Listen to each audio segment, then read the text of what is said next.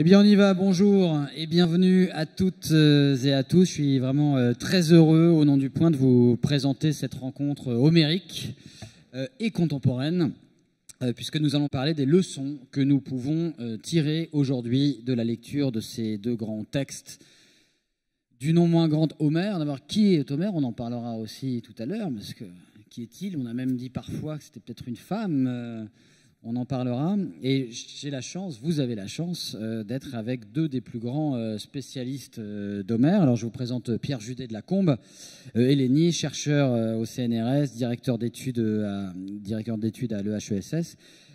Bonjour, Pierre Judet de la Combe. Voilà, vous avez les micros, prenez les micros. Bonjour, ça marche? Oui, voilà. Voilà, vous avez traduit de nombreuses tragédies grecques, les Perses, Prométhée enchaîné, Médée. Donc, plusieurs ont été réalisées ensuite pour des mises en scène contemporaines.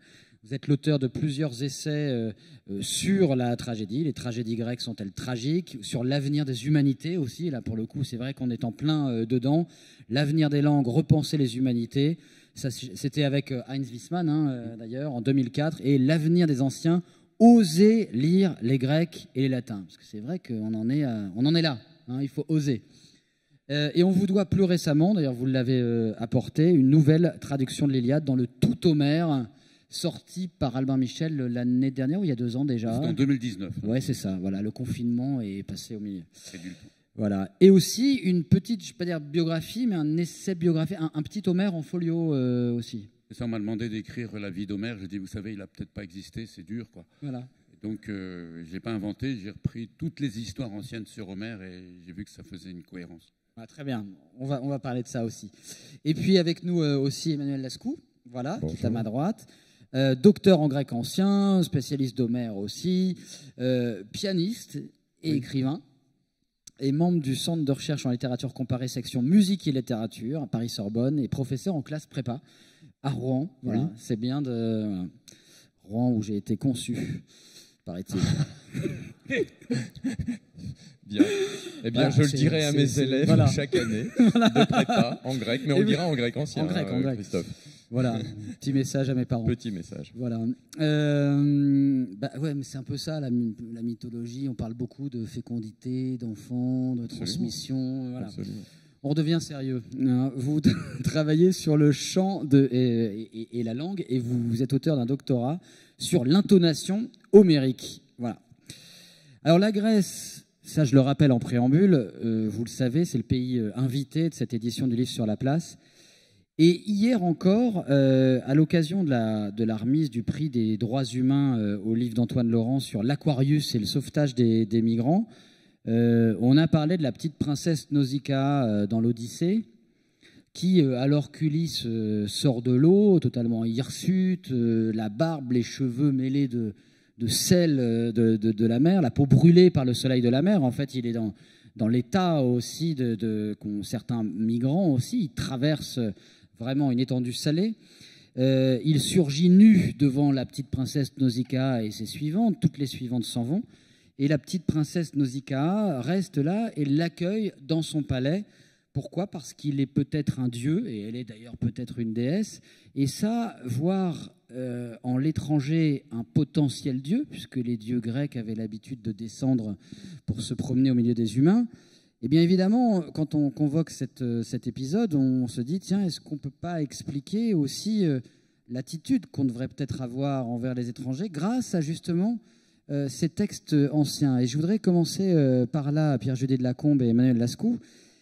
Est-ce qu'au fond, on a raison de réactiver parfois ces mythes, ces grands textes qui sont très très anciens, pour essayer de mieux comprendre le présent? Alors c'est tout, oui, évidemment. Une des premières raisons, c'est que ce sont des textes extraordinaires. C'est magnifique comme poésie, comme profondeur, comme précision, comme l'émotion que ça suscite, c'est gigantesque. L'Iliade et l'Odyssée différemment, mais les tragédies aussi, etc. Donc on a des choses très fortes, c'est comme un très très bon whisky, si on veut, un très bon cigare. Ça vous fait tellement voir de choses qu'on est à la fois chez soi et déplacé. Et par ailleurs, ce sont des gens qui vivaient dans un autre monde, extrêmement cruel. C'était la violence, c'est pas du tout un monde où on aimerait vivre, en tout cas pas moi. Et donc ils avaient à régler des problèmes extrêmes tout le temps.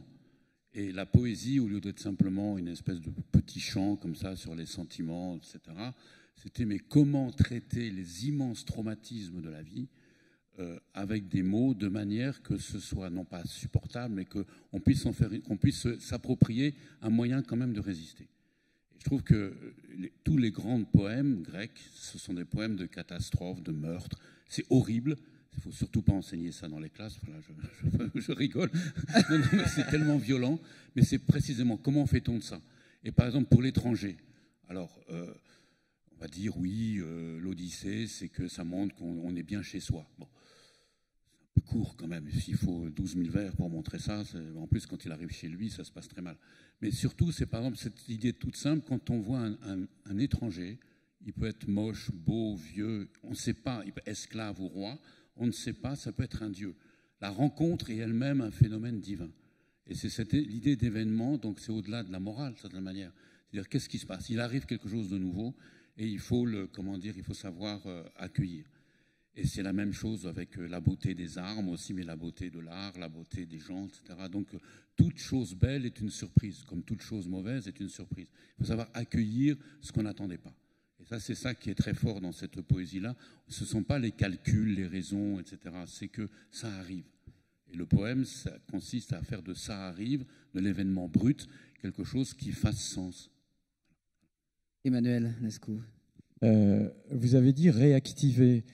C'est vrai, on doit réactiver tout le temps la source antique, mais non pas comme si c'était quelque chose, disons, de vraiment en sommeil ou à moitié mort. C'est pas vrai, elle est là tout le temps. C'est pas qu'il faille aller chercher les anciens. C'est de toute façon, que vous le vouliez ou non, dès que vous parlez, dès que vous pensez quelque chose, c'est les anciens qui viennent vous chercher. Alors après, enseigner cela, transmettre cela, c'est juste apprendre à le faire consciemment. Bien. Après, oui, Nausicaa, vous avez cité évidemment l'arrivée d'Ulysse à la fin du chant 5 au 106 sur l'île des Phéaciens, l'île de Scérie. Et Ulysse ne sait pas, bien sûr, si elle est une femme ou une déesse. Et là, il va ruser et il va dire, ce que j'ai traduit moi par, il va se mettre à distance respectueuse. Et il dit à Nausicaa, vous savez que le suppliant, s'il veut être épargné par son meurtrier ou par un étranger qui va l'agresser, il doit normalement se jeter à ses genoux, il doit lui prendre les genoux. Et prendre les genoux, en grec, ça se dit « gonomai », si je prononce un peu à l'ancienne. Et Ulysse dit « gonomai sewanassa », ce qui veut dire « reine, je prends tes genoux ». Mais comme il se dit avant « mince, c'est quand même une jeune fille », moi, excusez-moi, je suis tout nu, je suis tout dégueulasse, etc.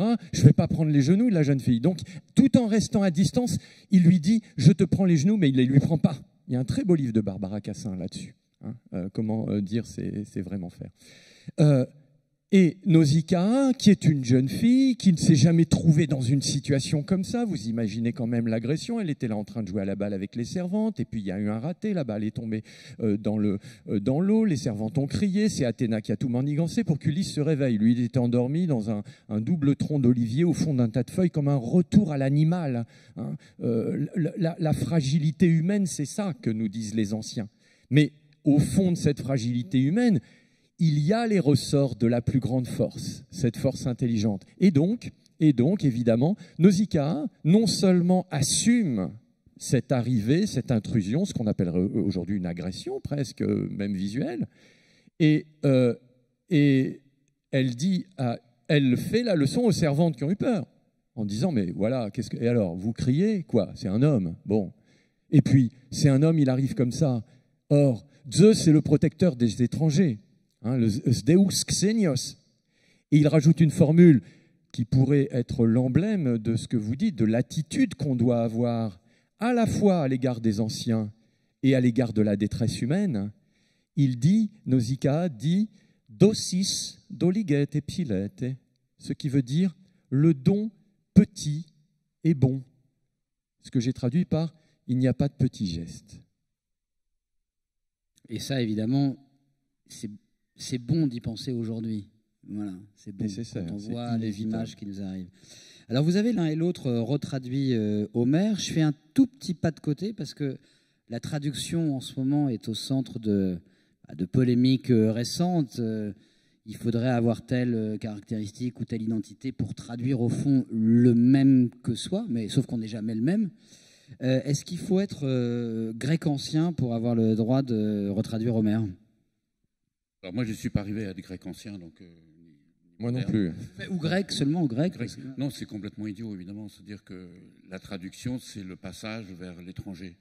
Et on s'exporte, on s'expatrie, et ensuite on essaie de revenir en boitant, tant bien que mal, et on essaie de changer ce qu'on est au départ. Donc si les Grecs anciens traduisaient Homère en grec ancien, d'abord ce serait Homère, tout simplement. Puis il faudrait l'écrire, il faudrait traduire sur du papyrus, et même il faudrait le traduire oralement avec une cithare, parce que Homère n'avait pas écrit. Non, c'est du confort, donc se retrouver chez soi. Alors que justement, ce qu'on apprend, non seulement dans les poèmes d'Homère, l'Iliade ou l'Odyssée ou tous, mais ce qu'on apprend donc en travaillant sur des textes autres, différents, mais qui ne sont pas, il faut dire, c'est vrai que Homère, ce n'est pas comme un texte chinois.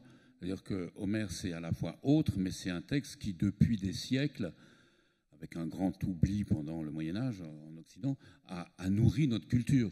Donc en traduisant, on voit Homère, on voit en plus un Homère qui est postérieur à Homère lui-même, puisqu'il a été retraduit, refait par les Grecs, et il a été réinterprété depuis la Renaissance par les Italiens, les Français, etc. Et donc on remonte à rebrousse-poil sa propre histoire, et du coup on se déshabitue de soi-même. Mais c'est vrai qu'il faut trouver une forme d'altérité sans sombrer dans le mythe de l'altérité absolue, parce qu'on comprend quelque chose à Homère. Donc Homère nous dit quand même, c'est pas nous, mais c'est pas complètement pas nous non plus. Et donc on est dans ce rapport historique, je vais dire dialectique à l'histoire, et quand on revient, il s'agit de faire du français. Alors simplement, je crois que là peut-être qu'Emmanuel et moi, on n'a pas la même, nous nous connaissons vraiment bien, mais on n'a pas la même position. Moi je suis arrivé pour moi, mon but n'était pas de traduire. Pour moi, traduire, c'est le seul moyen honnête, rationnel, si on peut dire, de comprendre un texte. Quand on lit un texte grec, on a tendance à sauter de difficulté en difficulté. Comme ça, il y a des blancs. On croit qu'on comprend jusqu'au moment où on ne comprend plus. Tandis que quand on traduit, on doit se dire à chaque mot, chaque syllabe, mais je ne pige pas. Qu'est-ce que c'est ? Il faut donc se déshabituer de ce qu'on sait. Et donc la traduction, c'est pour moi le seul moyen d'arriver à comprendre ce qui fait vraiment la texture, la force d'un texte. Après, il faut trouver sa langue. Et ça dépend. Moi, j'ai commencé à traduire l'Odyssée. J'aime pas du tout ce que j'ai fait. Ça m'arrivait de jeter des traductions entières de pièces d'Échille que j'avais fait quelques années avant. Et c'est en voyant c'est pour moi ce qui m'a vraiment éduqué dans la traduction, c'est le travail avec des acteurs et des metteurs en scène. Donc d'abord, ils doivent dire, c'est le corps. Le rythme, voilà. Le rythme. Oui. Alors, j'ai même pas mis de rythme dans ma traduction parce que je sais pas et je trouve que c'est un peu chiant, quoi. Ça ronronne, quoi. Donc, c'est pas la peine. Mais je veux dire, puis en français, on a une métrique très, très pauvre, quand même. Donc, c'est pas comme l'anglais ou l'italien. Mais donc, c'est de trouver justement, une dynamique corporelle dans les mots. Et ça, c'est les acteurs qui m'ont appris ça.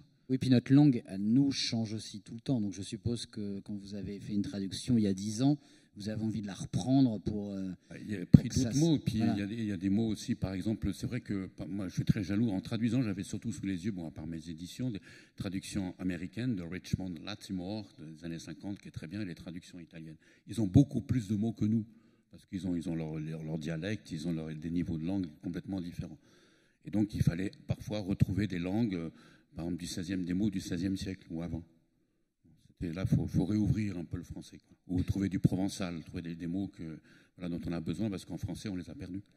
Et vous, Emmanuel, vous avez pris le parti de rajouter des choses, en fait, des intonations, des interjections, de l'humour. Est-ce qu'on ne peut pas dire que vous avez pris des libertés avec le texte? Mais peut-être le faut-il, hein, mais... Alors, d'abord, comme je le dis dans mon prélude, moi, je n'ai... Et là-dessus, je rejoins Pierre absolument. D'une certaine manière, la traduction non plus n'a jamais été mon but. Puisque moi, au départ, je ne traduis pas, j'interprète au sens musical. C'est-à-dire, je fais de la performance. Et moi, ce que je cherche, c'est la musique du grec ancien. Et pour rendre, même à des auditoires qui ne connaissent pas, mais essayer, parce que les savants peuvent nous donner des idées, parce que moi-même je suis musicien et que je cherche ces problèmes-là dans l'histoire de la musique, parce que vous savez qu'aujourd'hui on revient énormément à... on est une époque très paradoxalement, on est très loin des anciens, comme disait Pierre, mais ce qui nous rapproche, là, il y a comme une conjonction de planètes, après un grand écliptique, comme ça, on se retrouve un peu en face d'eux, parce que vous le savez, qu'on est envahi par l'audiovisuel, par les pratiques du rap, du slam, par les goûts musicaux qui sont entre chanter et parler. On est absolument attirés nous-mêmes, dans les langues occidentales modernes en particulier, par ce qui en fait était le quotidien des Grecs, et en particulier d'Homère. Donc finalement, il y a une fenêtre de tir, il y a un créneau extraordinaire. Alors moi, je me suis un peu engouffré dans ce créneau, et il est vrai que j'ajoute. Qu'est-ce que j'ajoute? En fait, je suis aussi spécialiste d'Homère, je traduis Homère, etc. J'ai travaillé dessus, un petit peu aussi en tant que philologue. Donc, je connais ce texte, je connais ses difficultés, mais mon but, ça a été aussi, on ne traduit que pour les vivants. Donc, j'ai voulu faire un texte immédiatement perceptible, c'est bien le texte d'Homère. Après, on peut se battre sur tel sens de tel mot, bien sûr. Toute interprétation implique malheureusement des sacrifices et des choix. Voilà. Et ma manière de rythmer cela, c'est, et là aussi je suis d'accord avec Pierre, je n'ai pas choisi de le traduire en vers, dans du vers classique, quels que soient les rythmes du vers. J'ai gardé les unités, c'est-à-dire Homère, c'est un vers assez complexe qui a l'air d'être toujours le même et qui est toujours différent parce qu'il y a d'infinies possibilités de variation, un peu comme dans la musique que composerait un DJ avec des programmes informatiques, c'est-à-dire vous pouvez scratcher et puis vous pouvez introduire à chaque fois. C'est un peu ce principe-là, Homère. Hein. Les aides, ils travaillaient avec des petites cellules comme ça qu'on pouvait emboîter. Hein. C'est un patchwork, exactement comme ce sur quoi on va danser. C'est intéressant, parce que ça, c'est vrai qu'on ne l'entend pas souvent. C'est-à-dire qu'il a des motifs qu'il répète, qu'il réajuste des loops. Arrêt. Homère, d'ailleurs, il y a un mot en grec pour dire les loops, le looping. Hein, faire des loops, c'est le tropos.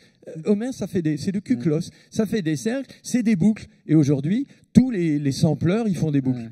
Et toute la jeunesse, même ici dans la salle, elle danse tout le temps sur des boucles. Et ben voilà, on a les plus vieilles boucles. Voilà, donc l'ancêtre des DJ s'appelait Homère. Voilà. Looping, ça se dit en philologie, Ringkomposition. Voilà, en allemand, Ringkomposition. J'ai regardé, puis après, on va revenir là-dessus, mais je trouvais ça amusant. J'ai retrouvé, Pierre, sur les premiers vers de l'Iliade.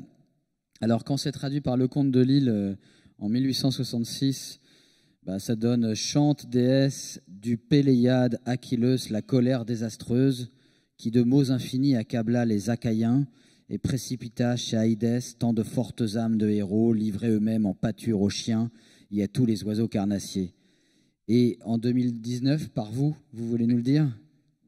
Ah, je les ai sinon. Je l'ai. On le fera tout à l'heure sur une autre. Ça donne chez vous... Cette colère d'Achille, fils de Pélée, déesse, chante-la, je la maudis. Aux Achéens, elle apposa 1000 douleurs, elle jeta dans l'invisible tant d'âmes solides de héros et fit d'eux le butin des chiens. Et c'est vrai que ça claque mieux. C'est-à-dire que le conte de Lille, c'est particulièrement plat, bien qu'il ait pu faire de bonne poésie par ailleurs, mais bon, là, c'est pas terrible. Et c'est vrai, quand on traduit d'habitude, alors ou bien on veut mettre colère, c'est ménis, donc comme un choc. Et puis, ou bien au contraire, on dit chante, déesse, ça coule, quoi. Alors qu'en fait, c'est des blocs. C'est-à-dire, la colère d'Achille, c'est le titre d'un chant déjà connu. C'est un thème hyper connu. Ce truc-là de l'Antiquité, de la tradition, chante-le-moi. Et après, il ajoute des mots, et bon, excusez-moi pour les élèves du lycée Poincaré, je me répète, il la qualifie, il dit cette colère, Ulomenen, Olomenen. Menen, on entend aussi menis. Et ça veut dire celle que je maudis, dont je dis Ikentnuk, maintenant qu'elle crève. Ouais, c'est vraiment une injure extrêmement violente. Donc il faudrait le traduire comme ça, quoi. Alors à un moment, j'avais dit cette crevure, mais bon, c'est pas tellement le ton. Mais la langue d'Homère, c'est ça, quoi, en fait. Oui. Hein. C'est pas du beau, du désincarné. C'est très violent. Ouais. Et donc, là, on est dans un paradoxe. C'est comme une symphonie de malheur. Et c'est pour ça qu'on a besoin de l'art plus moderne. Ça commence par une immense dissonance. La colère destructrice, ce n'est pas le sentiment, c'est la colère ravageuse, c'est le désastre, le tsunami de colère, de massacre que fait Achille. En plus, normalement, il ne devrait pas, parce que c'est un petit roi, ce n'est pas un grand roi. Raconte ça, Et moi, je déteste ça, c'est l'horreur. Mais toi, la muse, tu peux, parce que tu sais. Et donc, il va faire un chant sur quelque chose qu'il déteste. Et ça, c'est quand même extraordinaire, cette dissonance au début. Alors après, quand on dit la colère funeste, bon, on efface tout ça. Je m'arrête un peu avant de vous laisser la parole. C'est vrai qu'on a souvent l'impression, il faut balayer ça d'un trait tout de suite, que le monde grec, certes, il y a l'harmonie, parce qu'on pense à ces statues qui sont blanches aujourd'hui, mais qui étaient de toutes les couleurs. Peinturlurées. C'est un monde bariolé, c'est un monde... Oui. Et c'est pas le monde, l'harmonie, c'est pas ça, quoi. Non, parce que une des mots pour dire la beauté, en fait, un critère de beauté, c'était poikilia, c'est-à-dire c'est le caractère bigarré, chamarré. Ouais, c'est ça. Et les statues étaient peintes, mais elles n'étaient pas kitsch. C'était magnifique pour les statues encore peintes que l'on a. Et Homère, c'est ça, c'est la variation. Et comme disait Emmanuel, on est tout à fait d'accord, c'est pas un style ample, noble. C'est noble, mais je veux dire, c'est fait c'est une marqueterie. Ou c'est une mosaïque, et c'est une manière de dire tout ce que vous avez déjà entendu par tous les chanteurs un peu partout, parfois dans des dialectes différents, dans des traditions différentes. Je le reprends et je concentre tout ça sur cette catastrophe gigantesque, cette crise inouïe qu'est la colère d'Achille, qui met par terre quasiment le monde des dieux, le monde des Grecs et le monde des Troyens.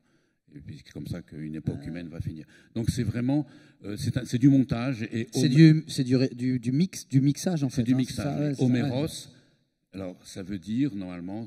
Homme, c'est homo, c'est homogène, ensemble. Eros, c'est ararisco, c'est articulé, celui qui articule ensemble. Ce n'est pas le créateur, c'est l'adjointeur. On va revenir sur qui est Homère. Et Emmanuel, sur vos traductions, qu'on voit aussi la différence. Avant que je parle de ça, je voulais juste vous faire entendre ce début de l'Iliade dont tu as parlé, la place du mot mène. Alors, dans ma manière à moi de l'interpréter, d'accord parce que là, on voit que ce mot mène, cette colère absolument, ce tsunami dont tu parles, il s'insère dans un rythme, dans des effets d'accent qui lui renvoient des échos. Homère, moi je dis, l'épopée, c'est un système d'amplification du son extraordinaire. D'accord ? Meninae detea, pele vivado aquileros, olomenan, Hemuria kaioi salge etakin, pollas diptimos psukas aidibro iapsin, hieron autos de hieloria teuke kunesin, oio noisite daita, dios de teleieto bole, ex hodet aprota diastet neristante, Atreides te wanaxandron, kai divos Achilleus. On n'a pas trouvé d'enregistrement. Je ne peux pas vous garantir que c'est la vérité. Mais voilà, si on essaye de respecter un peu ce qu'on sait phonétiquement, ça donnerait quelque chose d'à peu près comme ça. Vous pouvez l'exagérer ou pas. Ben, je veux dire, quand on entend un truc comme ça, on se dit, oulala, qu'est-ce qui se passe là-dedans? Même si vous n'avez rien compris, il se passe des choses extraordinaires.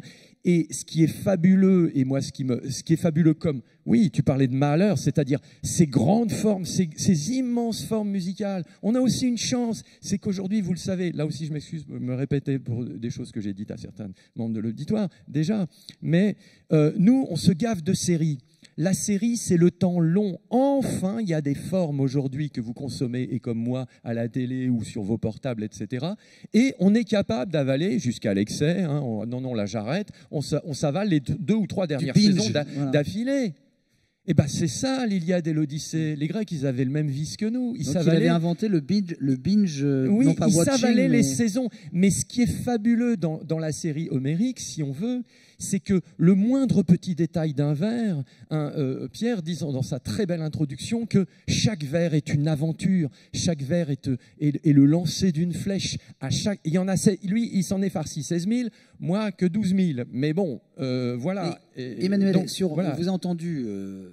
mais vous dites, bon, si on se base sur ce qu'on connaît, mais effectivement, il n'y a pas de bande, il n'y a pas de MP3. Donc, qu'est-ce qui fait que vous pouvez le dire comme ça? Alors, on a énormément de documents. On a même des partitions antiques qui ont été gravées sur le temple, le trésor des Athéniens d'Elphes. On peut voir comment ils chantaient, un petit peu, à l'époque classique, bien sûr.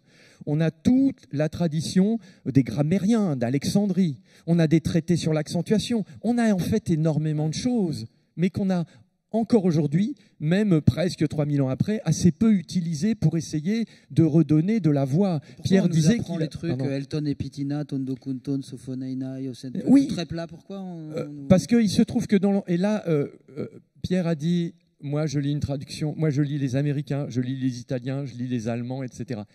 On n'est pas très bien lotis en France pour le rapport à l'oralité.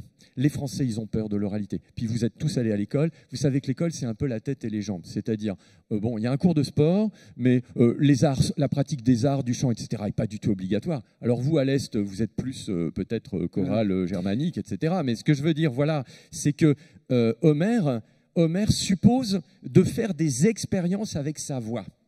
Voilà, c'est de la performance, quoi, en fait. Il faut essayer de le faire. Alors après, on aime le style ou on n'aime pas. Mais chacun doit bricoler son Homère. Est-ce que vous nous avez récité? Ça donne quoi dans votre traduction? Ah non, moi je vous ai récité le début de... Alors, ah bah oui. En revanche, on peut prendre un passage de ma traduction dans l'Odyssée. Ah bah très bien. Alors, ce passage-là, c'est le chant 21. C'est juste, vous savez, l'épreuve de l'arc. Ulysse est rentré chez lui, il est déguisé en mendiant, il a tout fait avec la ruse aussi de la complicité de son fils pour récupérer le fameux arc.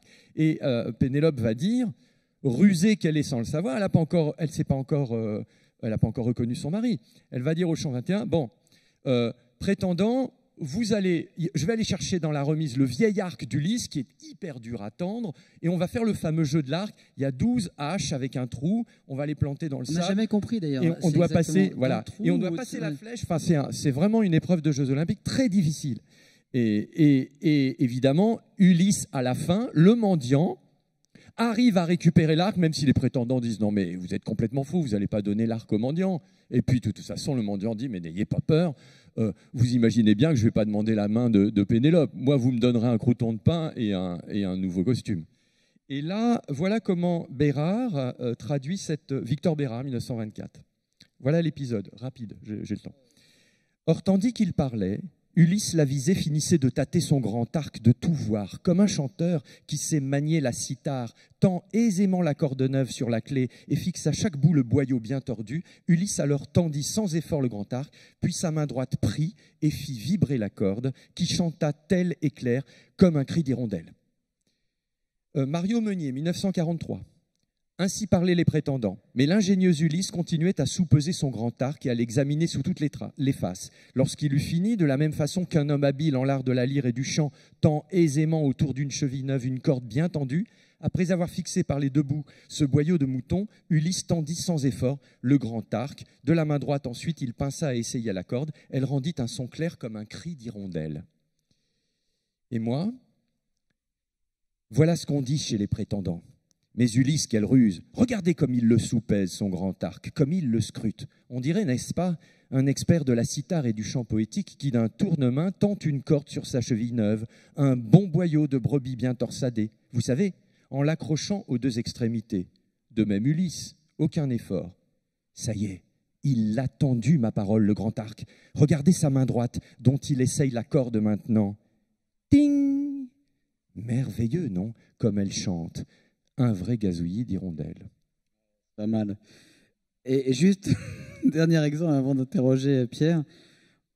Dans le chant 8 de l'Odyssée, vers 320, alors en 1833, j'adore parce que, évidemment, quand on parle de ça aujourd'hui, sa fille est belle sans doute, mais elle est sans pudeur. Ça donne chez vous... Oui, elle est jolie, sa fille, mais question fidélité, zéro. voilà. Bon, je suis désolé, là. Je vous présente mes excuses, d'autant que cette fille s'appelle Aphrodite. Bah oui, mais voilà. Oui, mais c'est ça ce qui est bien. Alors justement, il y a Pierre Judet de Lacombe, parce que je voudrais savoir aussi, vous avez commencé sur l'Iliade tout à l'heure, l'Iliade et l'Odyssée, mais encore plus l'Iliade. C'est un livre sur la guerre. Où les dieux, justement, on parlait d'Aphrodite, où les dieux, sans arrêt, je veux dire, prennent parti de manière totalement injuste, hein, pour certains, même l'issue est presque décidée déjà. Pourquoi vous avez choisi de vous attaquer à l'Iliade et pas à l'Odyssée?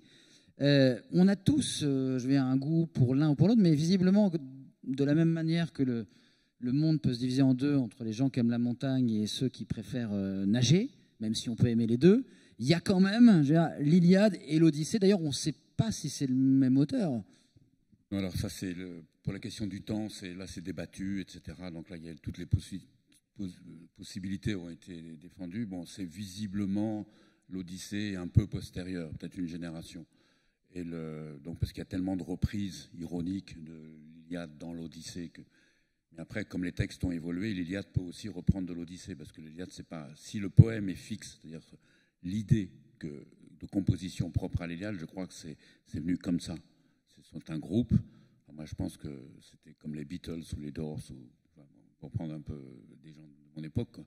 Mais c'est une école qui a composé ça contre la tradition, en disant on va faire quelque chose de complètement neuf.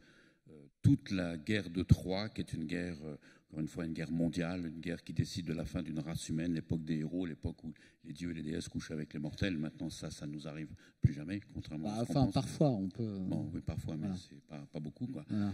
Mais je veux dire, c'est la fin d'une guerre, mais tout est autour de l'Iliade, de la colère d'Achille. Cet événement de 50 jours ou 52 jours décide de tout. Et l'Odyssée, alors c'est vrai que le thème vient après, l'Odyssée, c'est comment on quitte ce monde héroïque, qui est un monde, c'est pas un monde anthropomorphique pour les dieux, c'est plutôt théomorphique, le monde de l'apothéose des hommes. Dans les actes les plus cruels, les hommes sont semblables aux dieux, parce qu'ils accomplissent des destins épouvantables, de mortalité, mais de manière grandiose. Et comment, l'Odyssée, on rentre dans un monde répétitif, banal, le monde du public d'Homère, c'est-à-dire le nôtre, le monde moderne, donc le monde où il faut travailler, etc. Et donc, mais je pense que la composition, l'Odyssée, c'est comme l'ombre de l'Iliade, et donc ça suppose l'Iliade. Et moi, j'ai voulu, après la tragédie, après Hésiode, etc., j'ai voulu comprendre le premier texte, celui qui a été vraiment à l'origine de tout, que cite tout le monde, que ce soit les historiens qui reprennent Homère, que les philosophes, les poètes comiques, tragiques, etc. C'est vraiment l'Iliade qui est le noyau à partir duquel il y a eu toute cette effervescence. Donc, et puis surtout, je me suis dit, l'Iliade, c'est magnifique, c'est vrai que c'est grandiose. Moi, parfois, j'en pleurais tellement c'est beau quand on rentre dans ces vers avec précision. Et c'est la violence, l'hyper-violence, et moi, je n'ai pas beaucoup de sympathie pour ça. Et donc, là, il y a une actualité, c'est-à-dire qu'il faut comprendre pourquoi des poètes se sont intéressés à ce qui fait événement. Alors, ça peut être un bel événement, l'étranger qui arrive, ça peut être l'horreur, le massacre, le viol, enfin les choses les plus sordides, horribles, cruelles. Et donc, cette poésie n'a pas froid aux yeux. C'est ça qui m'a toujours... Et c'est pas la grandeur, le sublime, l'héroïsme, tout ce qu'ensuite les totalitarismes ont pu reprendre, ou les fascismes ont pu reprendre dans l'Antiquité. C'est le contraire. L'horreur, c'est là. C'est tous les jours, c'est tout le temps. Eh qu'est-ce qu'on en fait? Et l'Iliade, je trouve que ce qui est, pour moi m'a plu, c'est que contrairement à beaucoup d'interprétations, l'Iliade, c'est pas que le mythe, la tradition du mythe, etc. C'est au contraire un acte de réflexion. Sont des gens qui ont dit, en Asie mineure, au 8e siècle, alors je ne peux pas dire si c'est au début ou à la fin, dit bon, qu'est-ce que ça veut dire toutes ces histoires par rapport à l'expérience de dérèglement le maximal qu'on peut vivre, dérèglement d'un individu, Achille, qui devient fou furieux parce qu'il est destiné à mourir vite et il ne combat pas. Donc il est rien, c'est un néant. Et qu'est-ce que c'est que ce néant révèle de la société? Et pour nous, pour dire en deux mots, vous voyez cette colère d'Achille, il est d'abord en colère contre les siens parce qu'il a été déshonoré par le roi Agamemnon qui lui a pris sa captive. Donc là, il fait en sorte que les Grecs soient massacrés pendant beaucoup de temps. Finalement, il envoie Patrocle, son double, donc combattre avec ses propres armes. Patrocle est tué. Et là, il rentre dans une autre colère contre le tueur de Patrocle, c'est-à-dire le Troyen Hector. Et alors là, c'est très intéressant parce qu'il mène une guerre incroyable. Il est comme un héros mythique, on dirait un héros babylonien. C'est comme Gilgamesh, enfin, etc. C'est une chose. Donc, il se bat contre les éléments, tout ça. Il gagne. Et il tue Hector. Il massacre sur le tombeau de Patrocle 12 Troyens. Donc, une cruauté inouïe. Il n'est pas du tout sympathique, cet homme. Et il fait un rituel pour Patrocle. Donc, il a gagné, il s'est vengé. Et ça ne change strictement rien à sa peine, à sa douleur. Et pour que la douleur d'Achille s'efface, il faut une décision des dieux qui lui dit « Tu vas accepter de voir le père d'Hector et lui rendre son cadavre. Oui. » Et donc, c'est dans une scène d'hyper-tendresse sur fond d'hyper-violence que là, il y a quelque chose qui se... Et je trouve que, moi, je veux simplement dire, je ne sais pas si vous connaissez les écrits de Jean Hatzfeld, donc, sur le Rwanda. Sur le Rwanda, et qui parlait de ça, qui disait, mais les Hutus, juste, ceux qui ont sauvé des Tutsis, qui ont été tués, qui les enterre? Qu'est-ce qu'on fait? Et ça, c'est une leçon, donc, directement pour aujourd'hui, sur ce que c'est que le pardon, sur ce que c'est que respecter le corps. Ouais. Comment on rentre dans la colère? Et là, c'est donc tout ce qu'on vit, ce sont des colères fanatiques terribles, donc, qui ont créé les attentats, le djihad, etc., mais aussi des guerres épouvantables. Comment on rentre en état de violence et comment on en sort? Mais comment on fait dans un monde qui est le nôtre, c'est-à-dire le monde de l'Odyssée ou de l'Iliade sans les dieux? C'est plus tellement le monde de l'Odyssée et de l'Iliade. Nous, aujourd'hui, bien sûr, on peut avoir la foi, etc., mais en tout cas, il n'y a pas les dieux de l'Olympe qui interviennent dans nos vies. Non. Ou alors, si vous croyez ça, vous avez beaucoup de chance, ou vous êtes un peu... Voilà. On peut se tromper. Voilà. On peut dire à quelqu'un... Comment lire aujourd'hui ces textes-là, alors qu'on est dans un monde où il n'y a pas les interventions des dieux dans nos vies tous les jours? Alors juste peut-être pour dire là-dessus, justement, c'est que là, comme disait Emmanuel, nous, notre monde n'est pas du tout celui d'Homère. Pour Homère, et pour les gens d'Homère, ce qui était bien et beau, c'est le passé. C'est l'époque des héros où les hommes étaient hyper cruels, mais ils étaient magnifiques. Ils étaient comme des dieux, semblables aux dieux, on dit d'Hector ou de Paris, etc. Et Zeus, donc lui, donc avec sa balance, comme le dieu du jugement dernier, donc il envoie dans le passé, il envoie dans la mort, mais ça veut dire aussi, d'une certaine manière, souvent la gloire. Alors que pour nous, à cause des religions monothéistes, l'après, normalement, est mieux que l'avant. Bon, et donc, il y a eu des tas d'interprétations d'Homère, comme ça, moralisantes, tout ça, qui disaient, voilà, ça va permettre aux gens de s'éduquer, on va être meilleur après. C'est toujours cette idée du salut, du progrès. Cette idée, bon, ça c'est un autre débat, mais juste qu'on y croit, a pris de sacrés coups dans l'aile. Et donc, c'est pour ça que, comme pour un grec, il n'y a pas d'avenir, il n'y a pas le progrès, il n'y a pas le salut. Le salut, après la mort, il n'y a rien. On est des petites ombres ridicules comme des chauves-souris. D'ailleurs, il y a ce passage magnifique aux Enfers avec Ulysse où et Achille lui dit en fait, je me suis gouré, quoi. Ça vaut pas le coup. Il n'y a rien après. Ouais. Il n'y a pas de paradis, il n'y a pas toutes les vierges qu'on va avoir, etc. Non, donc c'est vraiment quelque chose.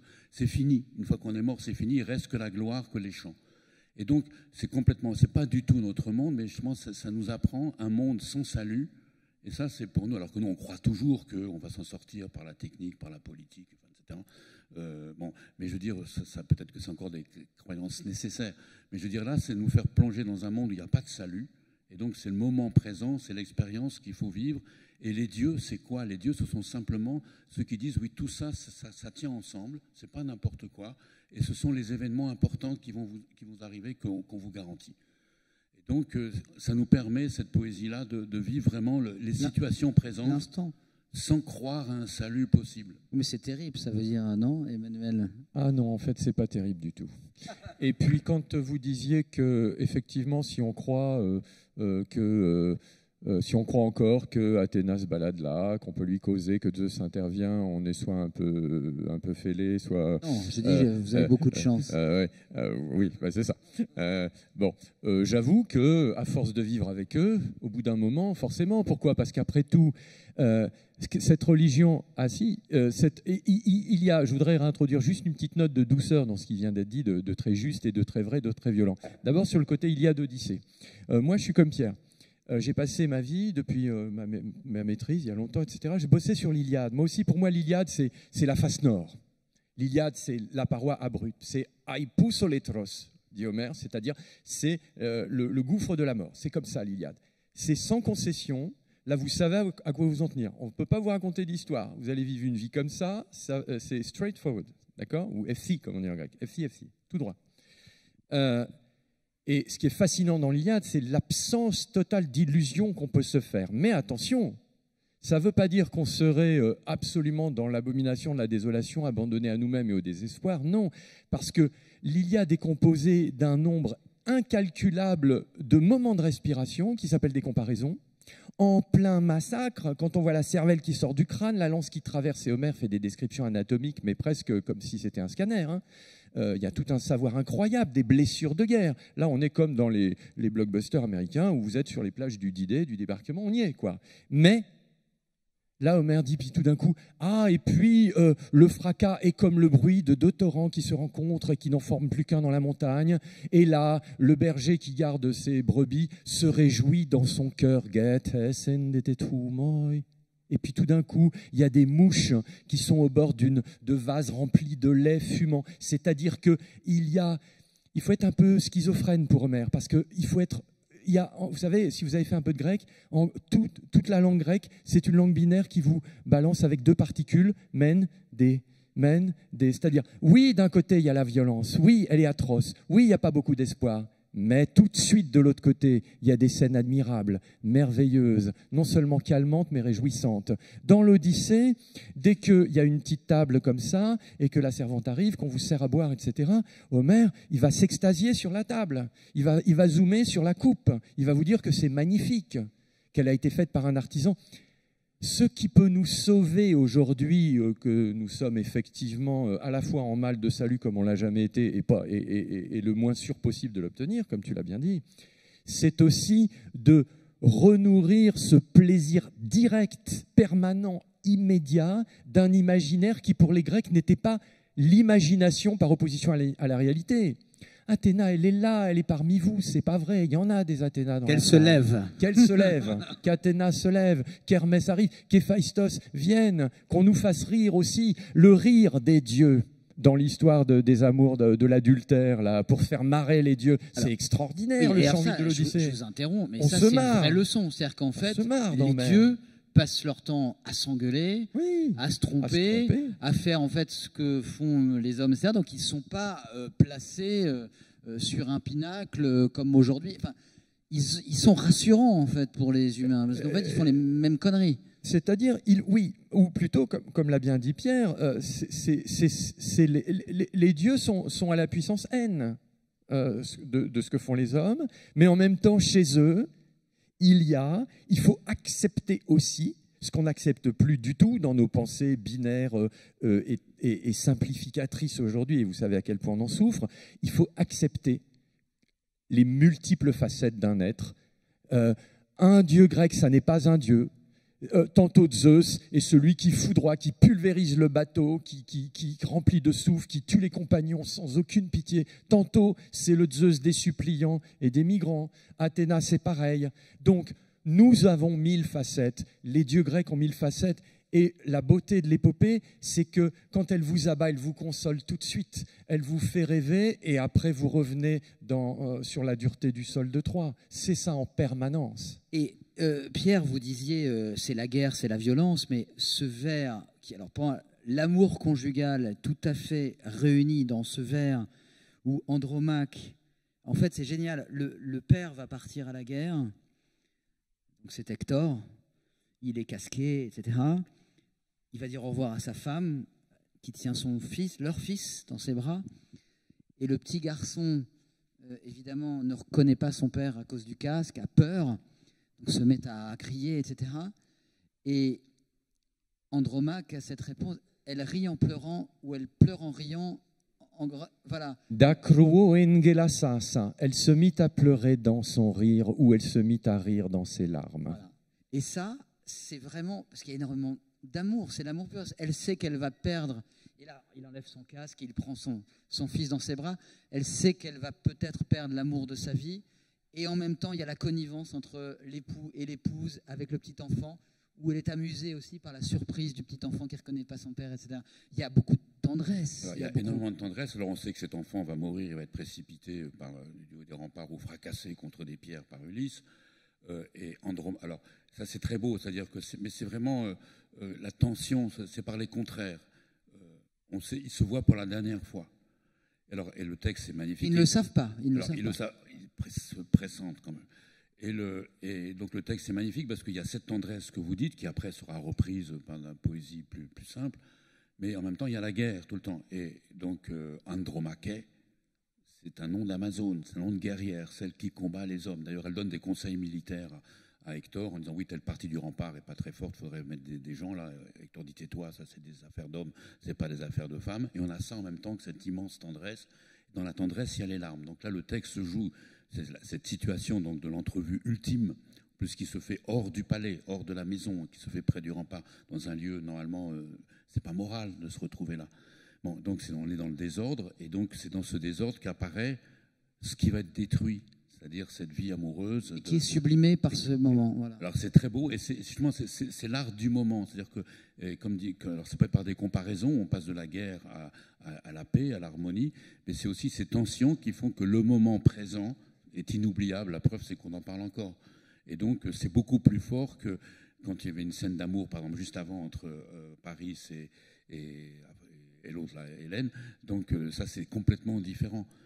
Et donc, on est dans cette variation. Et pour ça qu'une fois, j'ai dit que l'Iliade est un poème cubiste.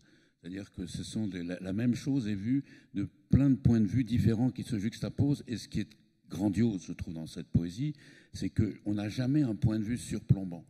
Celui qui surplombe, c'est Zeus. Mais Zeus, il peut rire quand il voit que c'est indifférent, tout ça, parce que c'est une guerre strictement symétrique et pas une guerre juste. Ils ont autant raison les uns que les autres. Et en même temps, Zeus pleure. Donc le point de vue suprême est un point de vue qui est lui-même pris dans ce qu'il raconte.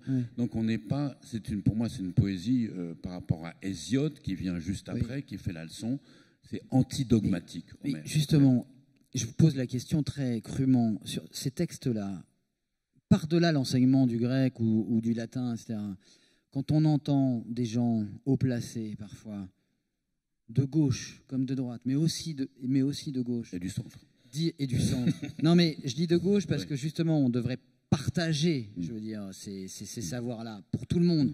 Ce que vous nous dites là est passionnant, c'est même émouvant. C'est moi qui ai envie de pleurer en vous écoutant, parce que c'est vrai qu'à force de fréquenter ces textes, on a l'impression que oui, Athéna est parmi... Parce qu'en fait, on reconnaît tellement, les dieux habitent tellement ce quotidien, que oui, on a envie de symétriser aussi à notre tour ça, et de se dire, tiens, ça me fait penser à tel passage. Comment on a pu dire, mais peut-être vous êtes d'accord ou non, j'en sais rien, je pense pas, mais qu'ils étaient destinés à un tout petit public favorisé, élitiste, bourgeois, et donc il fallait le supprimer parce que ça intéressait personne. Or, vous nous prouvez là que ça intéresse tout le monde. Il n'y a pas un bruit dans la salle, je veux dire, on est tous captivés à vous écouter. Non, mais comment on a pu dire ça, en fait? C'est le contresens total. Parce que Homère, c'est élitiste. Non, moi, j'ai l'impression que c'est pour tout le monde. Bon, on a tous des carrières d'enseignants, Pierre, moi j'ai enseigné en lycée, en collège, maintenant je suis en classe prépa dite élitiste, mais je suis dans une petite prépa de province qui recrute dans des milieux très favorisés ou défavorisés ou tout, voilà. Et je peux vous dire que quand arrive, on a tous fait ces expériences et les profs qui sont dans la salle le savent très bien. D'abord, je fais une parenthèse, politiquement, c'est jamais la demande qui crée l'offre. C'est toujours l'offre qui crée la demande. Donc on ne nous dise pas il n'y a pas d'argent, qu'on nous dise c'est faux, tout ça c'est faux. Si tout d'un coup vous ouvrez une section grecque, vous la remplirez. Si vous donnez les moyens de la remplir, vous la remplirez parce que les gens ils vont y aller. Et puis parce que si le prof il est un peu enthousiaste, ça va marcher tout de suite. Voilà, donc c'est faux cet argument-là. Eh bien, quand vous voyez que, je prends un exemple, moi, une des meilleures étudiantes de ma carrière, passez-moi l'expression, petite beurette de banlieue rouennaise, hein, comme on dit aujourd'hui, bon, qui arrive avec sa culture, culture d'ailleurs qui souvent est beaucoup plus proche, hein, oralité, elle sait ce que ça veut dire, etc. Là, ça parle beaucoup plus. Hein. Finalement, Homère parle plus que, comme on dit, aux petits bourgeois du centre-ville, dans ces cas-là. Et elle se met à apprendre le grec en un an, parce que tout d'un coup, elle se dit, oulala, il y a quelque chose qui se passe là. Et là, qu'est-ce que j'ai vu en face de moi? Eh bien, je vais vous le dire tout cru, j'ai vu ma mère, qui est née au Maroc, hein, dans une petite famille juive du Maroc, et qui... une grande tribu avec une mère malade, etc. Et qui un jour, à l'école française, avec des profs français qui étaient un peu durs de la colonisation, mais enfin qui faisaient le boulot, hein, on te file le bailli, le gros dictionnaire grec, la petite fille comme ça, Casablanca, qui tout d'un coup découvre les Grecs, découvre pour elle la liberté, et qui va en France, qui va à la Sorbonne, etc., et qui tout d'un coup, et qui transmet à son fiston, etc. C'est une école de liberté. Donc, voilà, c'est ça, qu'on n'aille pas nous dire, qu'on n'aille pas encore cloisonner, ghettoiser, parce que si ça marchait pas, cette recette-là, depuis 2000 ans, il suffit de donner la possibilité. Il ne faut pas grand-chose pour que ça vive. Si ça ne marchait pas devant n'importe qui, de n'importe quelle origine, de n'importe quelle croyance, couleur de peau, tout ce que vous voulez, ça serait, on ne serait pas là, vous en parlez, ce serait mort et enterré. Donc on ne nous parle pas d'élitisme. Pierre. Non, mais c'est vrai que le latin était, comment dire, un marqueur social, etc. Mais alors, le latin, c'est les jésuites. Et alors qu'eux, ils voulaient faire, c'était pour la grande bourgeoisie, l'aristocratie, mais ils avaient quand même comme idée, à travers leur autoritarisme qu'on peut condamner, etc., c'est de sortir les gens d'eux-mêmes. C'est de leur faire exprimer des émotions, par exemple en latin, et surtout pas dans leur dialecte français ou dans leur français. Donc c'était sortir les gens d'eux-mêmes. Il y avait une idée d'émancipation, mais réservée à une toute petite élite. Et à ça était opposé un autre idéal, purement rationnel, ça c'est les encyclopédistes, la science. Et donc, il y a eu un combat pour savoir quelle était la discipline qui devait former les gens. C'était le latin ou les mathématiques. Les deux se sont effondrés. Parce que, effectivement, c'est dur d'argumenter, de dire que le latin, comme pas simplement la logique, mais c'est la poésie, la rhétorique, c'est l'émotion, mais c'est la grammaire en même temps, c'est la rigueur, que ça forme des gens. Ça veut dire qu'on forme des gens qui ne sont pas simplement des exécutants. Alors, on a dit, à gauche, on va prendre les mathématiques. Les mathématiques, c'est démocratique, parce que c'est pareil pour tout le monde. Donc il n'y a plus les émotions, etc. Donc c'est pas bourgeois les mathématiques, c'est pas le bon goût, c'est pas la littérature, c'est A+. Ça ne suppose pas qu'il y ait beaucoup de livres à la maison, ça suppose pas qu'on aille au spectacle. Voilà, donc ça c'est pour tout le monde. Et ça marche pas non plus, et on a perdu les mathématiques. Alors qu'on voit quand même, je voudrais dire que les immenses catastrophes qu'on vit en ce moment viennent de ce que, en fait, à gauche, à droite, au centre, etc., et même ailleurs, on pense qu'il s'agit simplement de résoudre des problèmes. Le langage est fait pour transmettre des informations, des concepts qui permettent de définir les situations et de résoudre des problèmes. On ne veut pas penser qu'on a un rapport historique à nous-mêmes, à ce qu'il y a de plus intime en nous, c'est-à-dire la langue.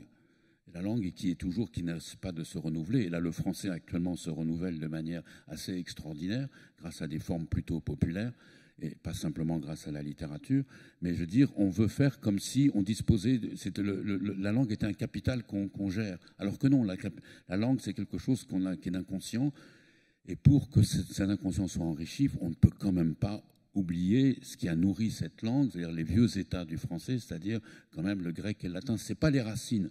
Les racines, j'y crois pas du tout. On n'a pas de racines, Dieu merci, sinon on serait un peu, on serait comme un peu fixe. Mais on est dans une réévaluation permanente. Et le latin grec, et bon, ça j'ai dit ça aussi dans un lycée hier, comme ce sont des langues archi-mortes, et ça c'est bien, ce sont des langues totalement démocratiques. Il n'y a pas de gouvernance. Oui, c'est vrai, il n'y a pas d'héritage. Il n'y a pas d'héritage. C'est fini. Il n'y a plus de droit. Non. J'ajouterais juste à ce que vient de dire très justement Pierre, que le malheur de nos civilisations, encore une fois, quelles que soient nos croyances, nos civilisations, malgré tout, jusqu'à présent, ne se sont jamais crues mortelles. L'intérêt d'une civilisation qui est morte, c'est qu'elle vous livre après le grand lavage des siècles, le meilleur d'elle-même. Et ce meilleur d'elle-même, on n'a pas le droit de cracher dessus, on n'a pas le droit de faire comme s'il n'existait pas. Ou alors c'est qu'on est idiot, c'est-à-dire qu'on se coupe les deux jambes. Et en même temps, il y a, on le voit, un véritable engouement autour d'Homère, de la mythologie, même dans les technologies, même dans le jeu vidéo, dans les séries. Les gamins, il n'y a jamais eu autant de publications aussi autour de la mythologie. Il y a une vraie Homère-mania quand même chez les gamins. Alors, le paradoxe de nos sociétés médiatisées, oui, vous le voyez, c'est que, voilà, le paradoxe, c'est ça. Je compte combien il y a de gens ici et je compte combien il y a de gens dans ma classe quand je rentre. On est 6, nous. 7 avec moi, en grec, en spé grec. J'ai les 6 hellénistes de 2e année de toute la Normandie. C'est tout, voilà. Bon, d'accord. Mais qu'est-ce qui a cloché? Où est-ce que ça, passez-moi l'expression, où est-ce que ça a déconné, quand et comment y remédier? Donc là, on est une société, tout le monde, il y a des revues, vous avez fait des numéros spéciaux, vous faites votre chronique tout le temps sur les anciens, tout le monde, même les politiques, tout le monde s'empare de ça, même Boris Johnson, il dit de l'Iliade, etc. Bon, parce qu'il a été dans les grands collèges anglais, il y a des pays qui ont des traditions. Ce que je veux dire, c'est qu'il est de bon ton, c'est du politiquement correct de dire, oui, tout le monde... Bien sûr, les anciens, et puis Bilal, et puis tout le monde, le cinéma, vous le disiez, les jeux vidéo. C'est-à-dire, il y a un besoin de nourriture antique tout le temps, mais alors, bon, il faut juste que l'intendance suive, c'est tout. Et merci à ces lieux, il faut le dire, il faut juste que ça change. Et ça ne changera pas non plus si... On attend par le miracle d'Internet. Voilà, de toute façon, les anciens, vous y avez accès vous-même. Allez-y, débrouillez-vous. C'est pas l'école qui doit vous les transmettre. Surtout l'ironie de la chose, ou plutôt le fer de lance, parce que comme ça, on revient au sujet. C'est que souvent, on est dans une société qui veut l'utilité. Parce que ce qu'on a dit au grec et au latin, c'est que c'était inutile. Or, tout ce que vous nous avez dit pour une société, mais même sur la religion, il n'y a jamais eu de guerre de religion dans le monde grec. Il y avait des guerres, vous l'avez dit, c'était très violent, mais jamais on s'est battu sur des principes religieux. Ça, c'est une leçon pour aujourd'hui qui est absolument phénoménale. Donc, en fait, toutes ces leçons-là, même nous, un peu plus que de la poésie, régler, vous l'avez dit, les Grecs passent leur temps à régler des situations précises, concrètes. Ça parle de droit, ça parle d'amour, ça parle de transmission, de guerre, de gérer un domaine, de gérer la jalousie des autres, de management aussi dans une armée, etc. Donc on a toutes les clés là. C'est-à-dire que c'est utile. C'était pas une société douce, hein, c'était des brutes quand même. Mais c'est pas simplement l'esclavage, tout ça, ou la manière dont les femmes étaient traitées, ça c'est vraiment pas bien. C'est-à-dire que simplement, c'est des gens comme ils ne pensaient pas en termes idéologiques. C'est-à-dire que puisqu'il n'y avait pas cette idée du salut, puis c'est chacun, nous on y va chacun avec son salut. Donc c'est les droits de l'homme, c'est très bien les droits de l'homme, ça je ne vais pas te critiquer évidemment. Mais donc on veut imposer des idées de manière immédiate. Et eux, alors nous on ne va pas revenir au monde grec, c'est pas possible parce qu'on est passé par la modernité, par les idées de salut sécularisées, etc. On ne peut pas faire ça non plus. Mais je veux dire, eux ce qu'ils apprennent, c'est à voir une situation pour elle-même. Et le théâtre, par exemple, Euripide, Sophocle, c'est pas les grands discours sur le sens des choses, c'est « Ah tiens, il m'arrive ça ». Et donc il y a un Dieu derrière, parce que si ça m'arrive, c'est qu'il y a un Dieu qui l'a voulu. Mais nous, on n'a plus besoin de ça, mais qu'est-ce que je fais devant cet événement-là? Et donc ça, la littérature, je pense, permet ça. Donc de partir des expériences les plus radicales, et ensuite on essaie de s'en sortir. Donc la littérature ne pourra jamais donner de leçons, mais au moins faire comprendre que tous ces grands discours qui assignent une fin à l'histoire, un sens de l'histoire, c'est du bluff. Parce que c'est des situations qu'il s'agit de comprendre. Et ça, je crois que l'art... Alors, pour le latin-grec, moi, je trouve d'abord qu'il faudrait que ceux qui savent le latin et le grec traduisent beaucoup plus. Il faut se lancer dans des débats de traduction. La poésie latine, c'est une chose, mais extraordinairement belle. Il faut que les enseignants osent plus qu'ils ne le font traduire, mais pas faire de la version, de la bonne version avec une bonne note, mais se lancent dans leur style, trouvent leur style à travers le latin. Et ça, on est comme ça, là, on aura une espèce de forum d'appropriation qui sera tout à fait fécond. Emmanuel, vous disiez dès les petites classes. Oui, vous le savez, ce qui est très très important, tout ça, ça se commence jeune aussi. Alors, les gens, là, quand on signe les livres, c'est toujours très émouvant. Ah, j'ai pas eu la chance, j'ai pas eu la chance, voilà, de faire. Même dans l'école dite républicaine, etc. Bon, j'ai pas eu la chance. Mais ça, la chance, on peut vous la donner si c'est organisé. Hein. Je reprends ce que vous venez de dire tous les deux. Ça me fait penser précisément au passage où Andromaque, dans l'Iliade, dit à Hector, pauvre fou, t'as pas pitié de moi? Hein, quand elle le voit, hein, elle lui dit « Mais tu vas mourir, t'as pas pitié de moi qui vais devenir veuve, ni de ton fils qui est encore tout bébé. » Elle dit « Dai, monie, ptissei seto son menos, odele aire ispaidatene piakon kaimamoron, et akakerese wesomai. » Bon, on va pas tout réciter, le passage. Mais ça veut dire, je n'ai pas en tête ta traduction, mais tu aurais pu nous la lire, ou le public s'y reportera. Ça veut dire « Ptissei seto son menos ». C'est-à-dire, ta volonté de puissance, ta volonté d'affirmation du mâle dominant, alpha, guerrier, machin, va te détruire. En fait, c'est très MeToo, quoi. Mais oui, ça veut dire, mon gars, non seulement tu n'as pas pitié de moi, tu vas laisser une veuve et un gamin en bas âge, mais en plus, tu vas à ta perte par ton désir de surpuissance permanente. Si ça, c'est le premier texte fondement de notre littérature, et si ça, on ne l'enseigne pas, alors oui, je me fais moine. Bon, mais en tout cas, vraiment, j'aurais voulu continuer 1 heure, 2 heures. Non, il nous faut des passeurs comme vous. Donc, merci beaucoup, Emmanuel Lascou. Donc, je rappelle, il est là, d'ailleurs. Donc, l'Odyssée, voilà, retraduite. Et vraiment, lisible très facilement, on rentre dedans, on est chez nous vraiment totalement, et on est dans le plus universel, parce que c'est universel, voilà, vous avez dit, quel que soit l'âge, la couleur, on est dans l'expérience humaine universelle, donc bravo.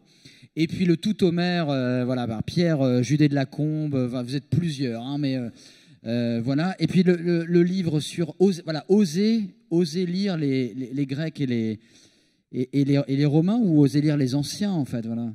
Il faudrait peut-être arrêter de les appeler les anciens, il faut peut-être les appeler les nouveaux, quoi. Les post-anciens. Non, c'est important, les anciens. C'est pas que je sois, parce que je suis grand-père, j'ai pas le culte des anciens. Ah ouais, mais je veux dire, c'est bien de se dire qu'il faut s'exporter dans le passé. Ouais. Parce qu'il y a des futurs, comme on a dit souvent, il y a des futurs dans le passé qui n'ont pas été explorés. Donc il faut savoir aller voir là-bas. En tout cas, on aime voyager dans le temps avec vous. Je vous demande de les applaudir. Merci beaucoup. Merci beaucoup.